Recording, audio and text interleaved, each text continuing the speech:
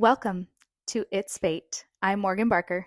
I'm Katie Christiansen, and today we have a guest with us. Introduce yourself. I'm Dayna Martínez. Oh. Yes. And if you're wondering who the hell she is, she's our BFF. Yep. So it's hard looking at both of you guys while you're talking. She's the third leg to the tripod. Mm-hmm. Yeah. So today we will be covering chapters 42 through 46, and then we will do some fun fan casting with Dayna because she's our pop culture queen. I'm actually looking forward to you guys recapping it because I really don't remember much of what happened. I remember vaguely what happened, but I feel like you guys go through details and I'm like, that happened? I totally don't remember that happening. I felt the same exact way. I completely forgot that Tamlin was the third fairy. What? A what? He was the third fairy that Feyre was supposed to kill. You forgot that? No, I rememred that. And then he had you guys are going to do. Yeah. We'll talk about it. No. Okay. I was like, remember that. How did you forget that? That was like a huge part. I don't know. I have no idea, to be honest. Well, before we get started, we have a little It's Fate real life moments. I have a friend who I've been trying to get her to read these books for a very long time. She loves audiobooks, but she's never been a fantasy girly. She had like one bad experience with a fantasy series and said never again. But she got on the wait list at the library to listen, and it was the graphic audio version. So it's like full like cast. production. Yeah, and there's sounds and everything. So it's divided into 3 parts. So she got the first part and she finished it really quickly. She loves it. And she's like, oh, I have to wait 2 more weeks until the next section's available. And like an hour later, it was like, your next section's available. It's fate. It's fate. You're listening. I actually want to go back, and if I ever reread them, I want to listen to that. I do too. I feel like it would be like a movie in your brain. Yeah. I heard that they're really good. And I think it's awesome that they have like different actors for different voices. Mm-hmm. Yeah, it can be hard listening to a book with heavy dialogue that is read by like just a female, and they're doing all the male voices, and just a male, and they try to do all the female voices. It's not as realistic. You do get used to it though, because I've read, I don't know which one of these I did audio. That's why sometimes Silver Flames. When you guys do the names, I'm like, I knew that because I did the audiobook. That reminds me, last week, a little pronunciation corner, we were questioning how to pronounce a city that's going to come up in the next book, and it's Valaris, not Valaris. I wasn't sure. I thought you guys were right. I remember it being Adder, but it's a Tor. Yeah. I listened to a YouTube video and they told us. They're probably right. Yeah. But even doing the audiobooks, I feel like I said Adder. It sounds scarier. I just don't like that sound.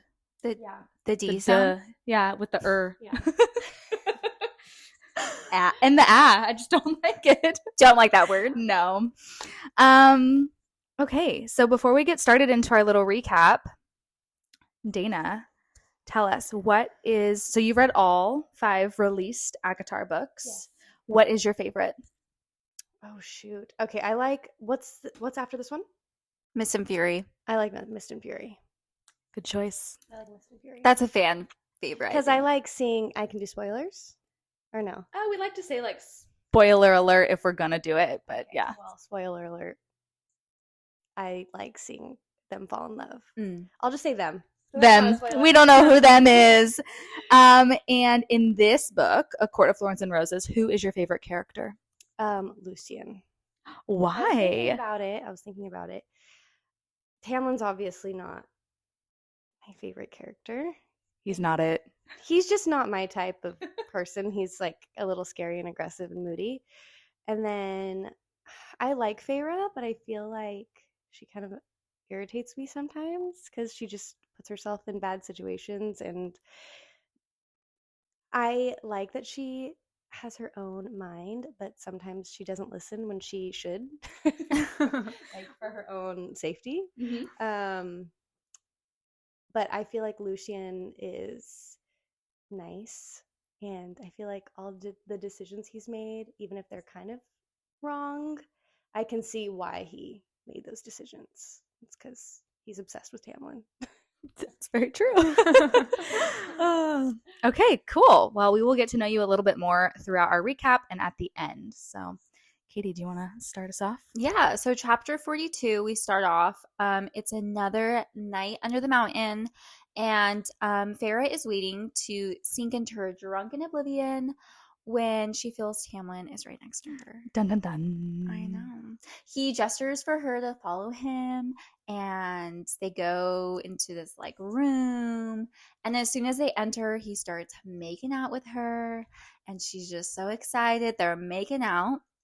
Something I noticed is Farah describes their kiss as a death dance of bone drums and screaming fiddles. And I was like, well, he's the fiddler, right? Yes, a screaming fiddle. I just thought, I'm like, Kind of terrifying. yeah, I'm like, this is the start of the end for them. But she seemed to like it. I don't know, because that's something I noted too. So in the next book, she reflects on this moment and is kind of like, why is the only thing he did was kiss me? Like, without this whole time, he didn't try to save me. He didn't try to talk to me. Didn't try to make sure I'm okay, which I agree with.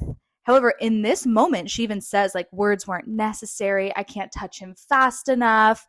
So it seems like in this moment, this is what she wants. What do you think changed? Like, why?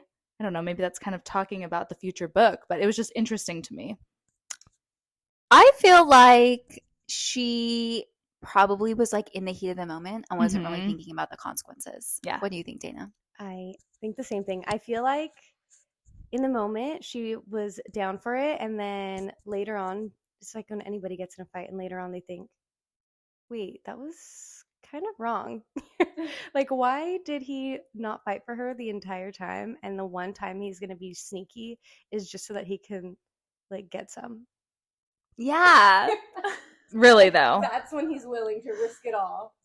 Yeah, like she's literally been on the verge of death for like two. Yell for the worm. I- Lucian did. I He know. was willing to risk his life. But then he's like, I'm willing to risk it to get one last make-out session with her. That's all that matters. Yeah. Not a good decision, Tamlin. No. Red flag. Yeah. Reese. Even in the moment, I thought that it was weird. At first, I was like, oh, yay, they got their last kiss. And then even when I was reading it and I liked Tamlin, I was like, that's a little odd. Yeah. I was more like Farah. Like, I was so caught up in the moment. I was like, oh, yay, they get to make out and whatever. And she's so happy about it, so I'm happy about it. Like, I was kind of caught up in the moment, too, until later. I was like, oh, yeah. They could have used that time to, like, devise a plan, try to even attempt to escape. Right. Like, what if he knew? Did he know anything about the next task? I don't know. Very interesting. Weird. Rhysand interrupts their makeout sesh and tells Tamlin to get dressed and leave, and Tamlin does, and he's like, I love you, Farah. And Tamlin is covered in the paint that Farah has on her body, but it just like disappears. Yeah, this was interesting because it definitely makes it seem like this is Rhys's doing, because he has done this before where he like rearranges the paint or changes it. And he has more power than Tamlin does in this moment. But he very well could have just let them get caught, which I think is another little hint to that his motives maybe are more pure than what they've been made out to be. So I just thought that was interesting. Mm-hmm. So Rhys is lecturing her about what a fool she is, and then with his Fae hearing, he hears someone coming in and he starts to kiss Farah, but she doesn't know that someone's coming. She just feels him kissing her, and then she's like, oh wait, someone's here. Yeah, so I think this was to like cover up all her messed up body paint. And we saw earlier in the book that he's actually able to restore the body paint, because when he first puts it on her, he like swipes it or something, and then he made it back like that. Why didn't he just do that here? Why didn't he just use his magic? I was thinking, ooh, I don't like. I was thinking maybe it's because can't they smell magic? Oh, I always thought maybe that was just Farah, like a human thing. But that's a good point. So maybe he was like, oh, then they'll know that I did something to it. Maybe they can smell Farah still being, Maybe he aroused. wanted to make out with her. Probably. Like so fast. I mean, I feel like if he had the quickness to think, let me make out with her to devise that plan, then fixing the paint would have been just as fast. Probably means making out with her was already on his mind. Yeah. Maybe he had to have an excuse for them to be like alone. That's a good point too. Yeah, that makes sense. I feel like in this scene we definitely see how much more clever Reese is than Tamlin. That like, even though he knows the Feyre obviously doesn't want to kiss him, like he's willing to cross boundaries for like the greater good, which I feel like is a huge theme. I feel like especially for this section, but throughout the whole series, is like, is it okay to hurt a little bit of people to save the majority? Yeah, we've talked about that a lot. What do you think about that, Dayna? I would do it. Like I would if it was someone that I loved. But then, like, would I let the person that I love die to save a lot of other people? Probably not. So it just depends. I'm literally the opposite based off of what the person I love situation is. Yeah, that's the hard part. It's like you want to think that you will have that, like doing whatever is best for all, but we all have our own biases towards people we love the most. Do what's best for me. Yep. Amarantha and Tamlin come in and see that they're kissing, and Tamlin is clearly upset. Moody boy. His own fault. He's so moody too. His fault for freaking putting her in that position. He fixed it. Dana's annoyed. What did he think was going to happen? I don't know. Amarantha is like relating to this. She's like, just a human, fickle heart. She's like, just like Jurian, and she like makes him. I like your Amarantha voice. Thank you. Get me a red wig. I actually need your impression of Amarantha. Okay. I want you to read that little quote in your Amarantha voice. Ready? I'm channeling. Evil. Typical human trash with their inconsistent, dull hearts. That's pretty good. Thank you. I feel like I should have been more evil, but maybe I need to add a cackle in there. She's pretty calm, I feel like. Yeah. Her evil is calm. She's not like mwahahaha. Yeah. She's not yelling. She's not a yeller. Yeah. And then I love how Reese plays it off like he was like always trying to seduce her. Like, oh, see, Amarantha, like I was on your side. And before we were like, why does Reese let her like play these games with her? But I think he's probably done this before, right? Like helped someone, but twisted it so Amarantha thinks it's just because he was trying to help her. Yeah. That's a really good point. Yeah. Reese sends her back to her cell and visits her later that night. And he starts to confess how he really feels about just living there and being the whole situation. So Feyre learns that Amarantha really makes him serve in her bedroom as her harlot, and he's really sick of it, which is so really sad. He says that he's just really tired and lonely, and she's the only person that he could talk to openly and candidly. He reveals that his father was the one that killed Tamlin's father and brother, right? He only mentioned father in this one, but I know we do get more of the story in the subsequent books. Okay. And then it wasn't his mom? Oh, it might have been his mom. But I feel like he only... No, you guys are alluding to something that happens later. Sorry, everyone. It's okay. I'm alluding to something I completely don't even know what I'm alluding to. I don't remember. Same. So being Amarantha's whore is like a punishment for his dad murdering. He's like she thinks she's avenging Tamlin. Yeah. By this. It's just so twisted. She loves him so much that she's torturing him, but is avenging him at the same time. So she loves him so much. She loves Tamlin so much that in order to torture him, she's going to have sex over and over again with the guy whose dad killed his dad. Like, that makes no sense. She's really hurting right now, guys. How dare you? I know. 2 forced lovers. Rough life. 2 high lords. So he kind of reveals that he's been playing all these games to protect his court. And Feyre is realizing that he is protecting her, but she doesn't really know why. She doesn't understand the reason why. Yeah. And then we get to chapter 43, and Farah's final task is here. It says that she has to wear her original clothes, which I'm assuming she was wearing during the first task when she rolled around in worm poop. And now they've just been sitting there for like 2 months. You don't think anyone like washed them for her? No way. Reese could have do a little magic. I think I would have rather been naked. I would wear the worm poop. I would also wear the worm poop. Ew, that's so gross. Anyway, she enters the room and everyone is silent, and they perform some sort of gesture to honor the fallen, which it doesn't say who the fallen are. I'm assuming it's just people who have suffered under Amarantha's court. It reminds me of like Hunger Games? Totally, because they like kissed 2 fingers to their mouth and then raised them. I thought they put it to their forehead or something. Oh, maybe they did. Maybe to their brow. I can't remember. But I was like, these are the same fairies that have just been like sneering at her, betting on her life, treating her like trash. And now they're just like, silent, let's honor the fallen. What do you think? Like, why? What do you think's different? I think they're also playing a game. And Feyre sees that they were like, I mean, obviously, I don't think they still view her as like a living being all the time, equal to them. But I think they do see her as some form of savior. And she kind of sees that they want her to win. They don't want to be under there. Yeah, that's a good point. So Farah once again confesses her love to Tamlin, and he does absolutely nothing. Even when Amarantha asks if he has any last words, and he just does nothing. So 3 Fae are brought in with sacks over their heads, and Farah is tasked with stabbing each one in the heart with an ash dagger, which is final death for Fae.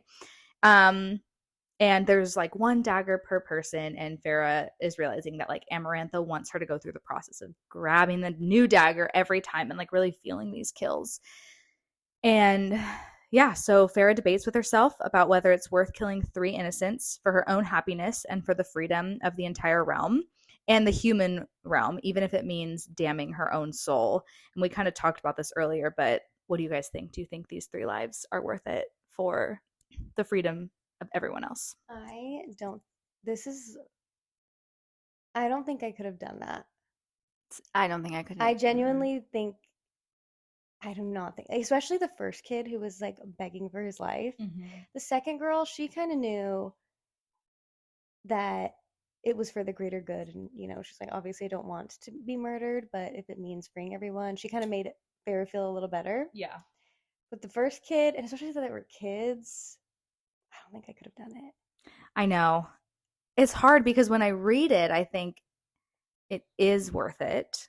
Like if I were one of the 3 lives that had to be sacrificed for literally the whole world to survive, I want to think that I would be like, well, yeah, like I probably might still be freaking out when the time comes, but it's worth it to save everyone. Like I could have shot them, I think. But I don't think stabbing with a dagger is extremely personal. Yeah. That's in the heart. That's very. I don't think I could have done that. I think I could have not from my direct hand with the dagger. That's crazy. And feeling it. That's crazy. And then their body like collapses onto you, which we're gonna talk about. I can't do that. Yeah. And Farah mentions that she wished she could pray to the names of forgotten gods, which just made me think of Throne of Glass, which I know you haven't read yet, and how they have all these gods. And it just made me wonder if the universes are connected, which I'm not done reading Throne of Glass, and there's still so much more for us to learn. Like, are those the gods that have been forgotten? Probably. I don't know. Probably. Interesting.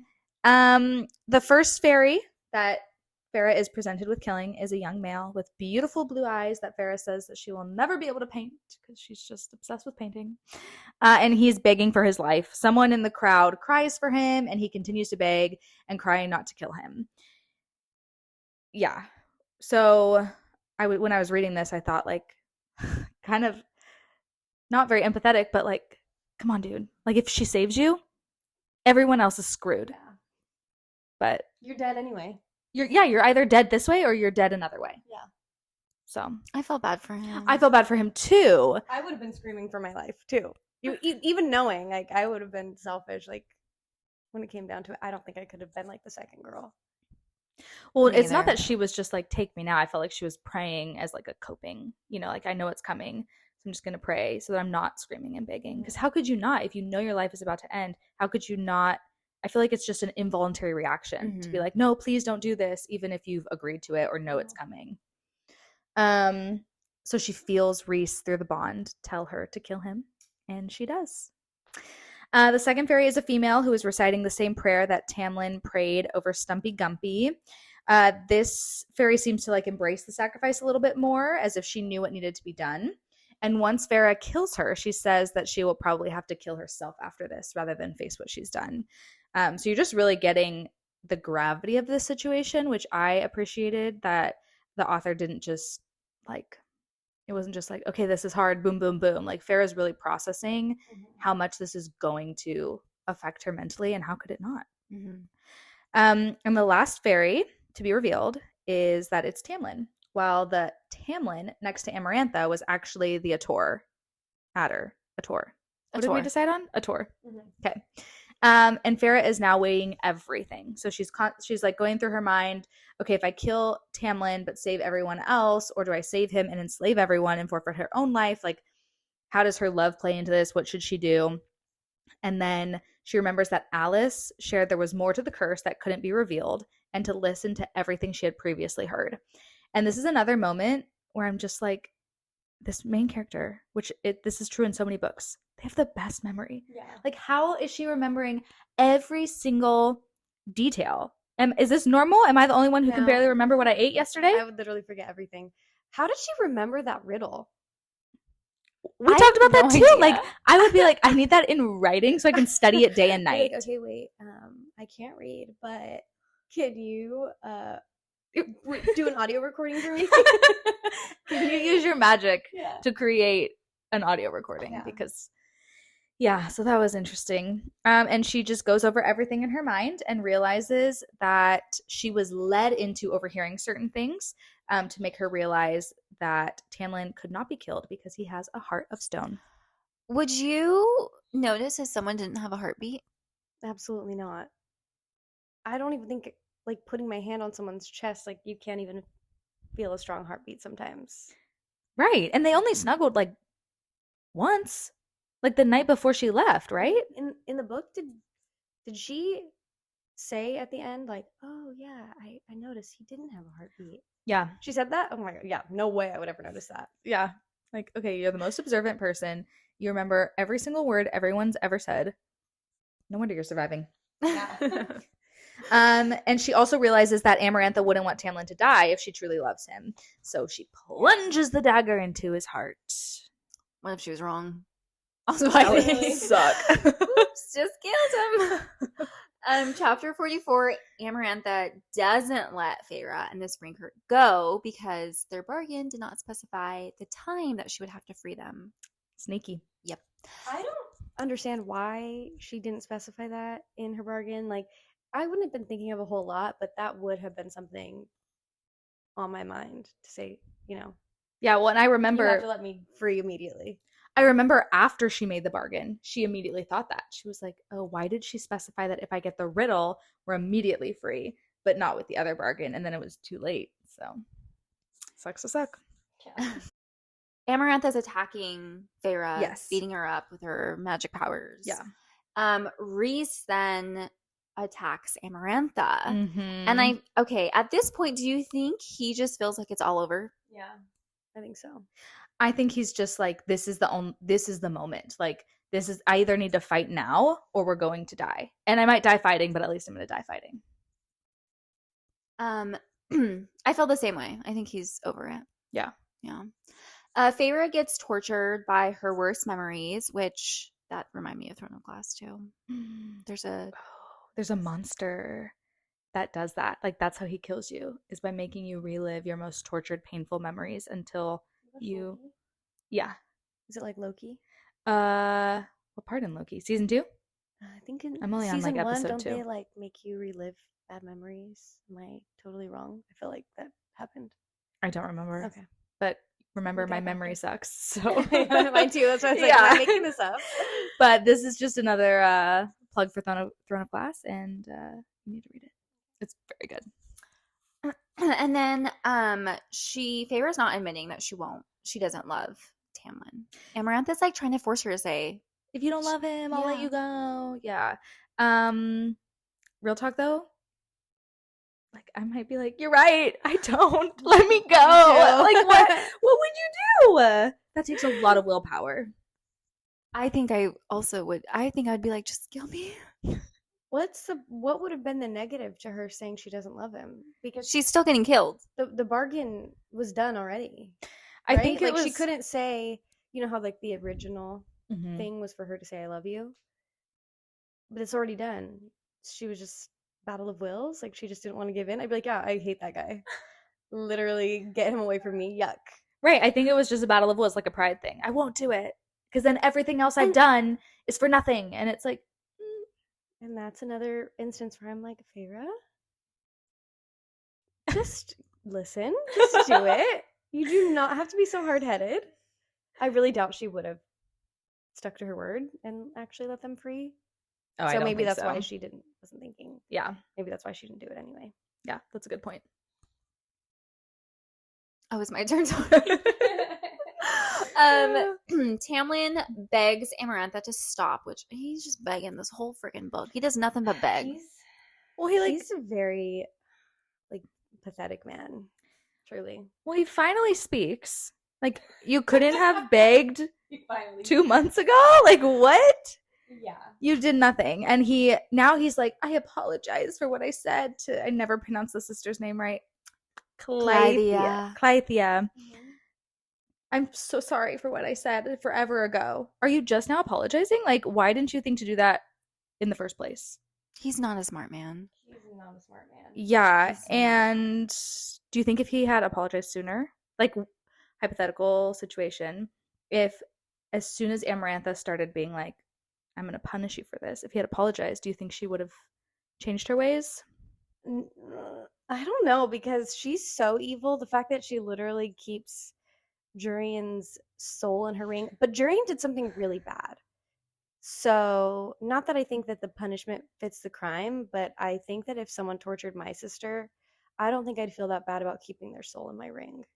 Do not cross Dana's sister. I Not know. cross my sis. Oh my I will keep your gosh. soul in a ring. So, I did feel for her in that way. Like, I was like, okay, yeah, take it all out on Jurian. Not that he deserves that much, but I mean, he did torture her sister, didn't he? Yeah, but you already killed him. Yeah, but like he tortured her sister. Well, So we she find wanted to out torture him. Why couldn't she just take it out on him and not everybody in the whole world? because now she wants Tamlin's love. Okay, that's too crazy. And that's literally psychopath behavior. Yeah, that's like, too crazy. I want this guy to love me, and since he won't, I'm going to keep everyone in this world captive Yeah, until that's too he much. loves me. Obsessed. Oh my god. And like for Tamlin, not worth. No. When you guys recapped, yes, I was listening to it in the car. I forgot that he begged on his knees for like Reese not to tell Uh-huh. about the fact that Feyre was there, and I was like, ugh, yeah, that gave me the ick. Yeah. Him just begging, like stand your ground, dude. Like, fight. yeah, be like, okay, fine, like I'll kill you. You know, I don't know. I think Reese did it on purpose. He wanted to give Feyre the ick. Mm-hmm. For sure. He's done that a few times in this book. And you're like, what is he gonna do for you? Yeah, he's like, he's not coming for you. Yeah. He never will. Mhm. Oh. Feyre finally gets the riddle, and Tamlin's power is unleashed. But at the same time, Feyre's spine snaps, and she's dead. Bye-bye. Unleash the beast, only to be snapped in half. That sucks. So chapter 45, now Farah is dead, and she's having this out-of-body experience where she is seeing through Reese's eyes, which is something through their tattoo bond thing. Their tether, yeah, through their agreement. And Tamlin, she can see all of this. Tamlin attacks Amarantha in just pure rage and vengeance. His power is described as a wall of gold. What do we think Tamlin's power even is? strength? I have no idea. I have He's never like thought about Thor. it. I thought of like Thor without a hammer. But just like, Just like really strong. yeah. Like, Yeah. but it is interesting that his is gold, which is typically lightness and beauty, which is kind of all the spring court. And then Reese's is this dark night power. But who's actually the good guy? Ooh, I like that. I like that point. The High Lord of the Autumn Court. Okay, so I skipped something. I'm so sorry. Tamlin shifts into his beast form, and he stabs Amarantha and rips out her throat. Sarah J. Maas loves a good throat being ripped out. Morgan Barker, not a fan. Oh, I love it. I love that. I was like, yes. There's a scene in The Walking Dead where the main character rips out someone's throat with his own teeth. Oh. And I was like, the Oh my coolest. That gosh. was the coolest thing. Not a I've ever zombie? seen. No, it was a real man. He was trying to do something to his son. So then he was desperate. He couldn't do anything. He only had his teeth. I do not like biting. I get that She deserved her throat ripped out, though. I believe it. But like when I see that, like even when people go to like bite an ear or a finger or something to get out of captivity, which go for it, do what you got to do.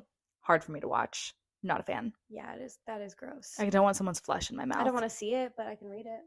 Actually, no, I guess I could see it too because I did watch that on TV. You were cheering. I was. Okay, so Amarantha's dead.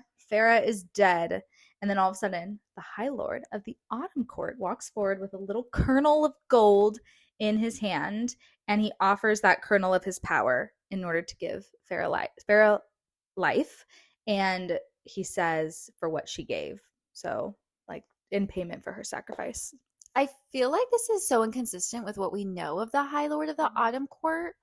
Why do you think he did this? Do you think this is like going to be significant in like the next book that she's going to put out?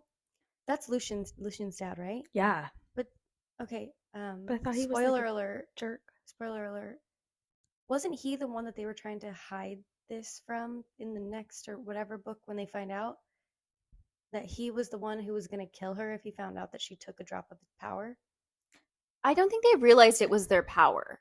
Yeah, No, I don't think the High Lords yeah, fully okay. understood what they're doing here. But it is interesting. It feels weird because seems to be one of the really bad High Lords, like with the way he's treated Lucien, and we learn about some other stuff that he does later. So it just feels weird. And knowing that like his son found sanctuary in Tamlin's court, which you would think would make them enemies, but maybe he's trying to say thank you in a weird way to Tamlin as well for providing for his son, even though he's the one who kicked his son out. I don't know. Maybe. Yeah, I'm just thinking maybe, I don't know, he feels indebted a little bit, and we don't know what was happening to him under the mountain. That's true. I hope we get more of this storyline, like the whole Autumn Court situation in further books. Yeah. Okay. So then all of the High Lords come forward and offer up their power, including Rhys and Tamlin. And I just love this moment. I remember weeping like a little baby when I read it for the first time. I was just like, it's so beautiful. Oh my gosh. But where the heck have they been? All these High Lords just like, yeah, we serve Amarantha. And now they're like, we must sacrifice for the one who sacrificed. And it just made me think like, do you guys think other courts were scheming like Rhys was too? For sure. I feel like they knew that if they were to act out that they would get hurt or something bad would happen to someone that they love. But now she's dead, so why would they don't have to act like that anymore. Even at the end, how they were honoring her, it's because she was close to winning. Mm-hmm. They didn't think at first that she had any chance of winning, so why even put themselves in that bad situation to get punished? Yeah. I think I agree. Like no one wanted to be down there. Right. This is one of those moments where I want more. Like I want to learn what everyone was doing during this time. I want all of their stories and perspectives so I can understand the whole picture. She should do like little novellas of each character. I would love that. I would read it. Sarah, are you listening? Okay, chapter 46. Feyre comes back to life and is now High Fae. Ooh. Okay, Feyre asked herself, like, what have they done? Do you think Feyre is like actually happy about being a Fae now? I feel like she just passes over it. She never really talks about now, like, her feelings Right. about becoming a high fae.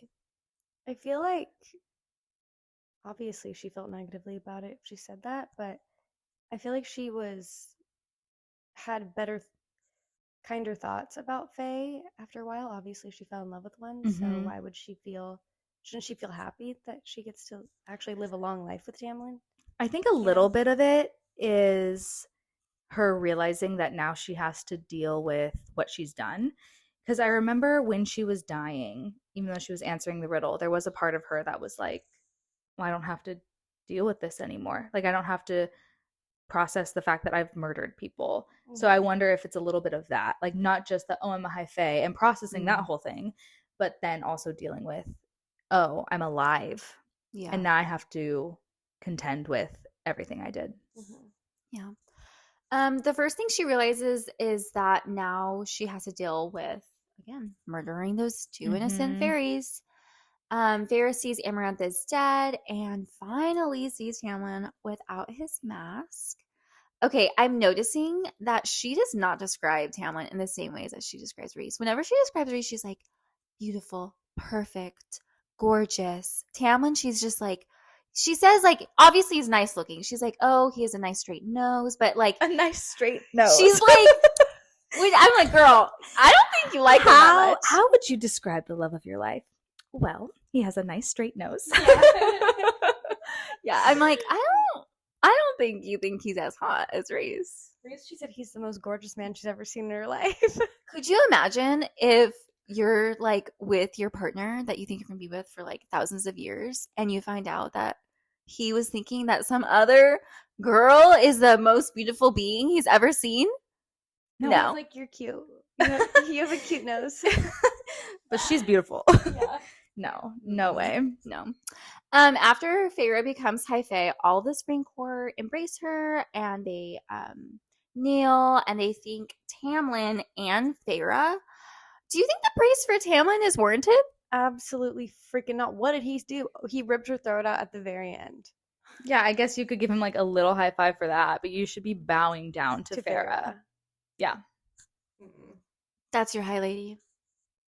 But they don't believe in high ladies. And Tamlin especially does not believe in high ladies. He's a traditional man. Eye roll. Okay. Tamlin meets with the other High Lords, and Feyre's getting like sensory overload. She's just like, it's so loud. She's even like says she can't even like touch her hair. It just like feels so weird.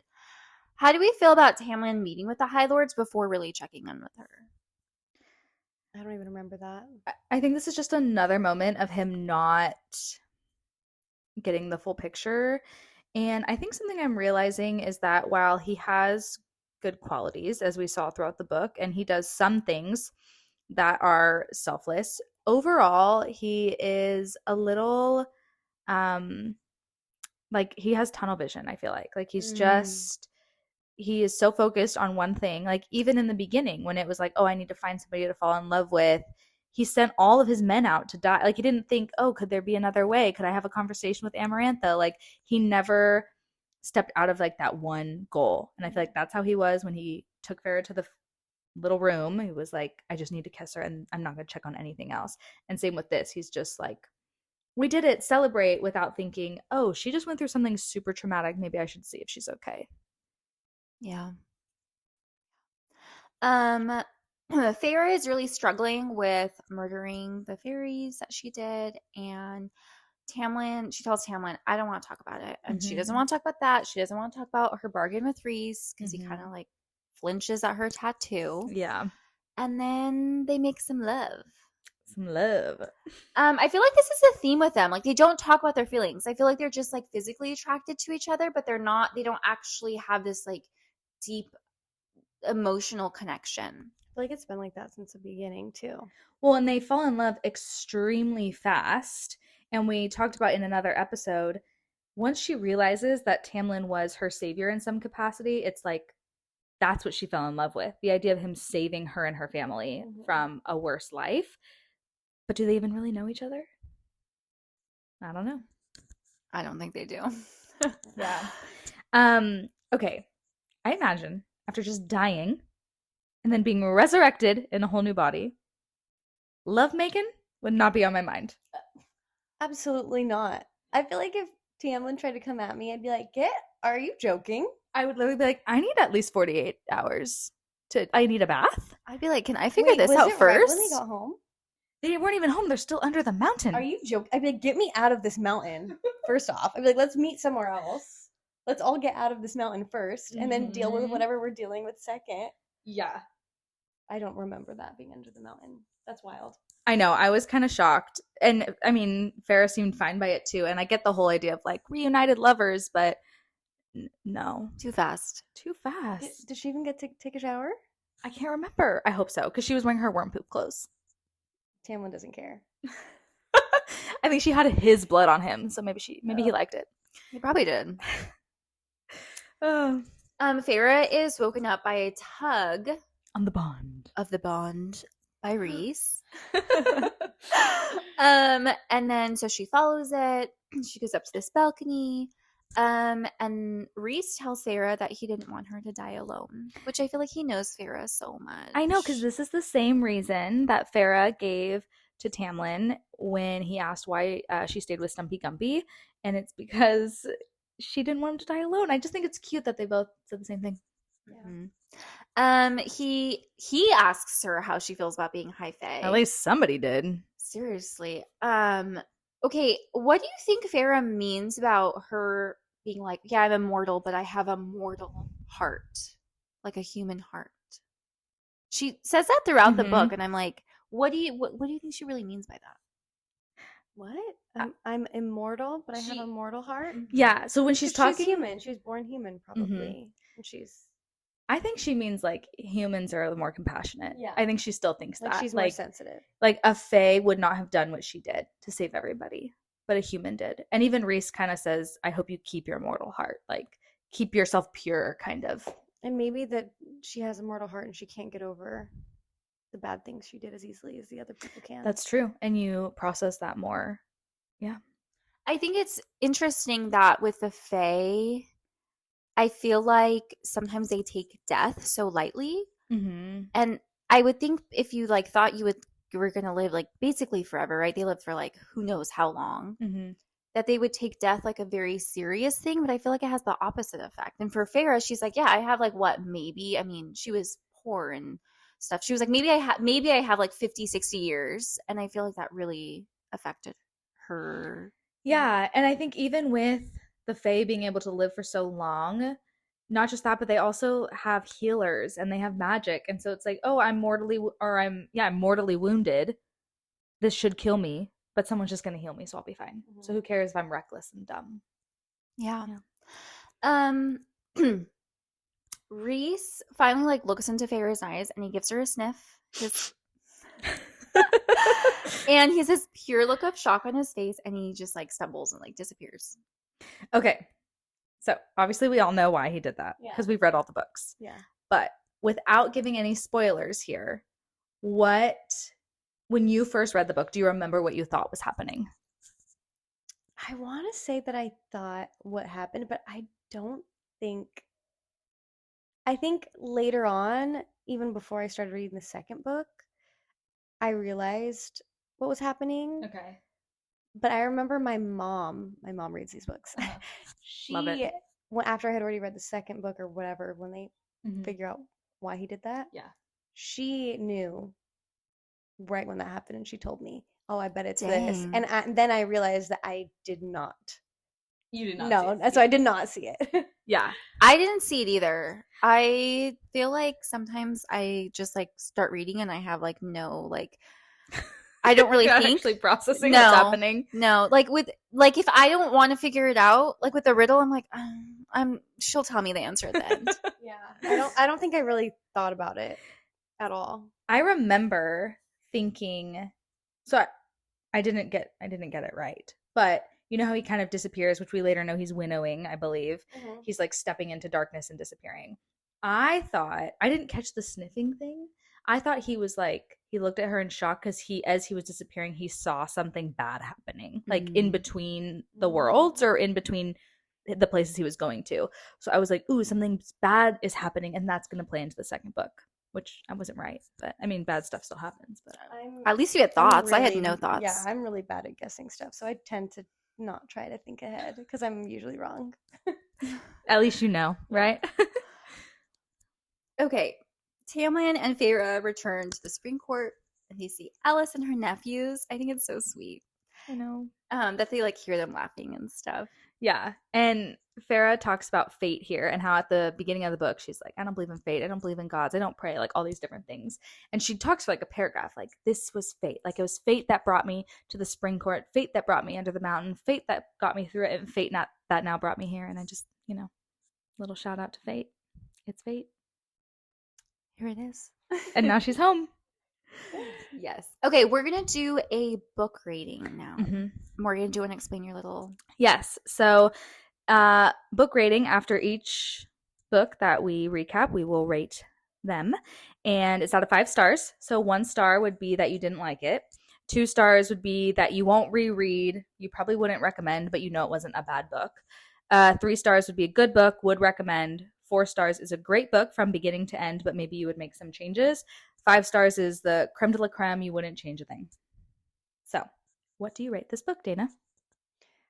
I actually looked back at the first rating that I gave because I always post them on Instagram, and I did rate it a 5. But now that I've read all the other books and I have more of a clear picture, I think I'd give it like a 4. I was thinking like a 3.75 to 4. Ooh, I Yeah. like the decimal. Thanks. Yeah, when I first read this, I was like, this is the best book I've ever read. And then as I read the other ones, I'm like, oh, that one was good. But it was not, it wasn't like amazing. So I would say somewhere between a 3 and a 4 as well. Especially now rereading it, I liked it. It's weird because I feel like I liked it more, but there's also more that like I would maybe change or want to know more about. I'm like, why didn't we get that information? And I don't know if we're going to get it based off of where the storyline's going. I actually feel like all of the characters are at their worst in this book. Absolutely. We get so much better character development in future books. Yeah. Which is really cool. Yeah. Okay. So it's time for some fan casting. So Dayna is just a pop culture queen. She knows all, and she's probably going to give some names here that none of us have ever heard of, but that's fine. We'll look up pictures and we'll... I screenshot. Oh, good. Perfect. You're amazing. And we'll put them on Instagram and we'll try to add them to the YouTube as well. But yeah, let's see. Maybe Sarah's listening. Maybe whenever the series finally happens. So First character. Wait, hold on. I'm going on my notes. Okay. You didn't want all of them because just for this book. yes, Okay. just this book. For Feyre, I think Victoria Pedretti. Do you know who that is? She's No. on You. I took pictures though. Hold on. Oh, which one is she on you? I will show you. On the Love? Love. She's Yes, second I season. could see So that. her. Yes. I love it. Wait, Yes. show the camera.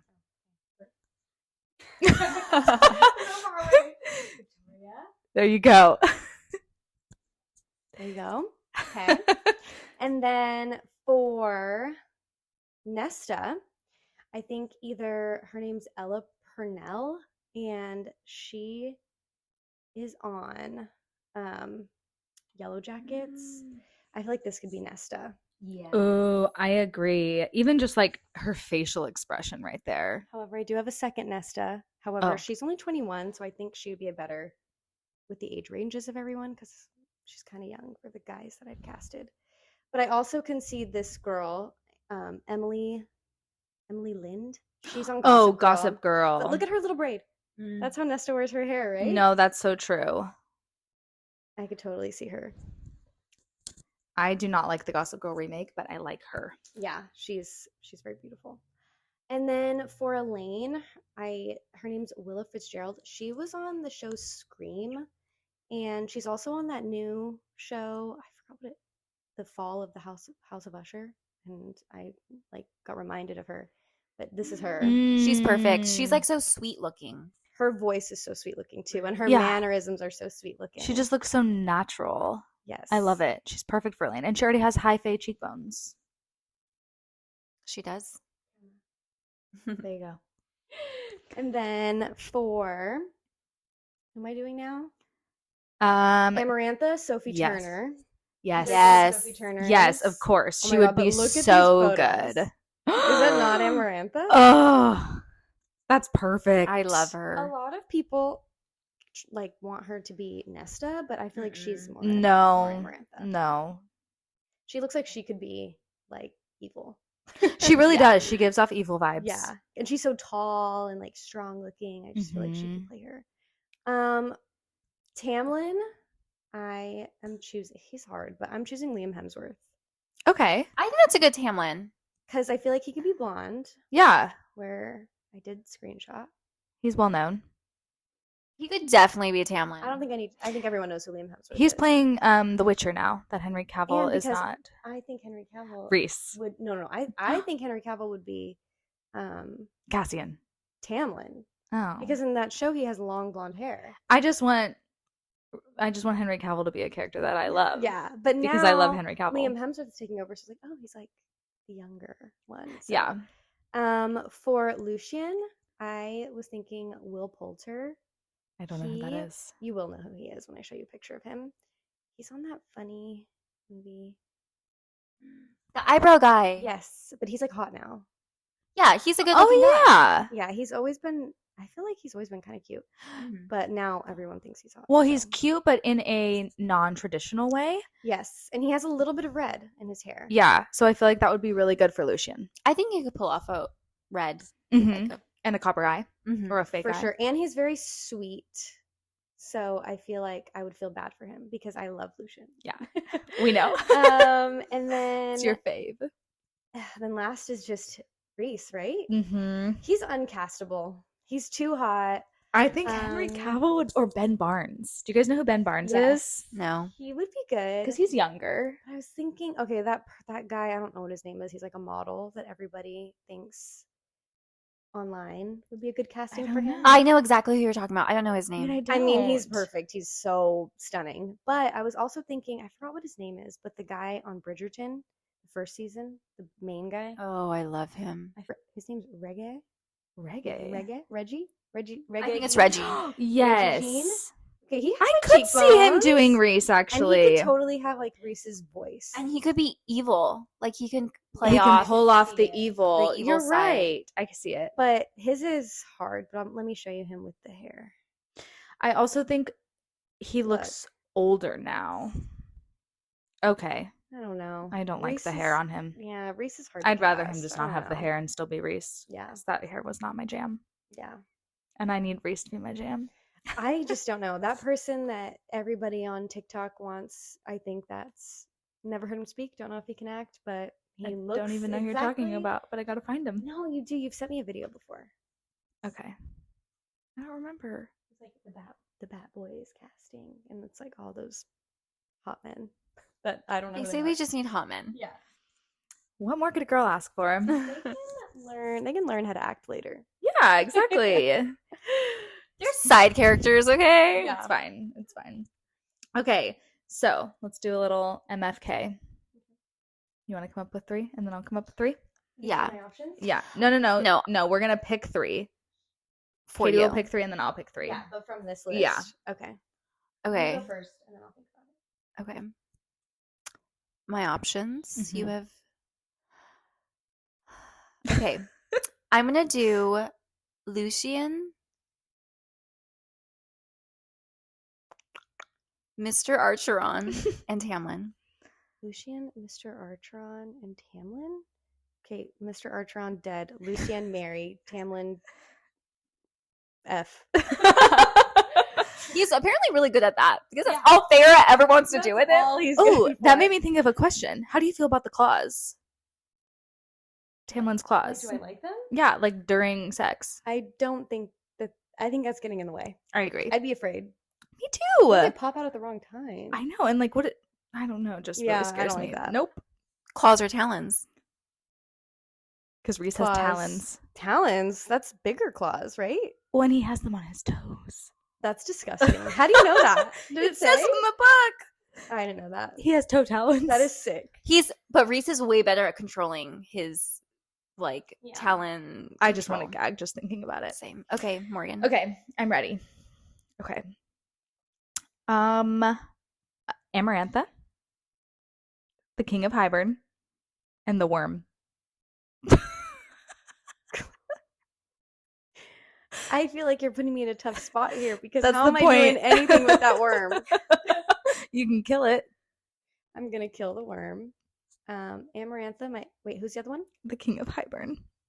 There's no easy The out King here. of Hybern's low-key hot though, right? I think he's supposed to be hot. So I guess Really? I'll marry him. I pictured him not, but I can't remember. I pictured him a little hot. I'm gonna marry him. Okay. And Amarantha seems to be a lover, so I'll get her, I guess. Perfect. And then kill the worm. Okay.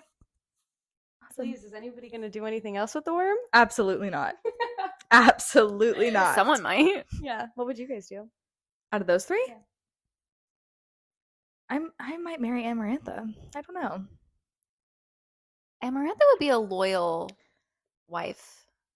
Yeah, maybe She would I do can anything sway for her. me. Yeah, maybe I'd be able to sway her to the good side. I feel like the King of Hybern is like pure evil. Mm-hmm. I don't know though. But he's hot, so Dayna's for him. I don't know. Okay, well, thank you for joining us as we recapped A Court of Thorns and Roses. This was so much fun. Starting next week, starting in 2 weeks, we will be recapping A Court of Mist and Fury, chapters 1 through 7, but we are going to start releasing episodes every week. So stay tuned for that, and be sure to follow and subscribe, and follow us on social media. Thank you. Bye. Bye.